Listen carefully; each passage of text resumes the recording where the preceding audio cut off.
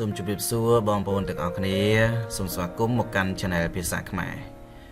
នៅថ្ងៃនេះគឺខ្ញុំនាំបងប្អូនទាំងអស់គ្នាទៅរៀនអំពីសទិសស័ព្ទឬពាក្យសូរដូចនឹងពាក្យទុកបាទអញ្ចឹងពាក្យថាទុកមានពីរនេះគឺតដាក់ស្រៈឧនិងកអានថាទុកហើយមួយទៀតគឺតដាក់ស្រៈឧនិងកជើងខក៏អានថាទុកដែរ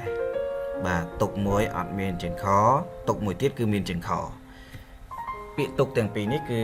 អត្ថន័យរបស់វាគឺខុសគ្នាអញ្ចឹងសូមមើលអត្ថន័យនិងឧទាហរណ៍របស់ពាក្យនីមួយៗដូចតទៅទុកតដាក់ស្រៈឧនិងកអានថាទុកថ្នាក់ពាក្យជាកិរិយាសព្ទមានន័យថាដាក់វត្ថុនៅទីណាមួយដើម្បីឲ្យគង់នៅយើងទុកដាក់វត្ថុទុកហ្នឹងគឺសំដៅដល់យើងទុកអីវ៉ាន់ឬក៏ទុកដាក់វត្ថុនៅកន្លែងណាមួយឧទាហរណ៍ទី1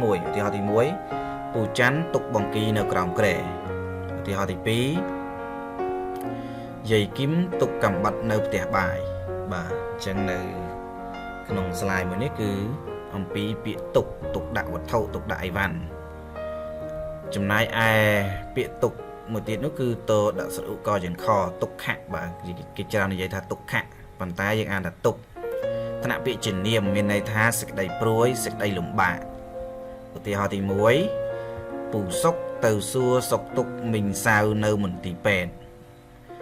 ឧទាហរណ៍ទី2គ្រួសារសំមានទុកជាទម្ងន់ដោយពូគាត់ស្លាប់បាទអញ្ចឹងទុកមានជើងខហ្នឹងគឺសំដៅដល់ទុកព្រួយទុកលំបាកឬក៏សួរសុកទុកបាទ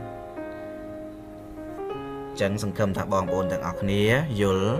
អំពីពាក្យទុកទាំងពីរនេះខុសគ្នាយ៉ាងដូចម្តេចហើយការប្រើប្រាស់និងអត្ថន័យវាខុសគ្នាយ៉ាងដូចម្តេចសូមអរគុណសម្រាប់ការទស្សនានិងការគាំទ្ររបស់បងប្អូនទាំងអស់គ្នាប្រសិនបើបងប្អូនមិនទាន់បានចុចជាវឬក៏ចុច Subscribe Channel របស់ខ្ញុំបាទសូមជួយចុចជាវឬក៏ចុច Subscribe ដើម្បីទទួលបានវីដេអូថ្មីៗជាបន្តទៀតអរគុណសូមជម្រាបលា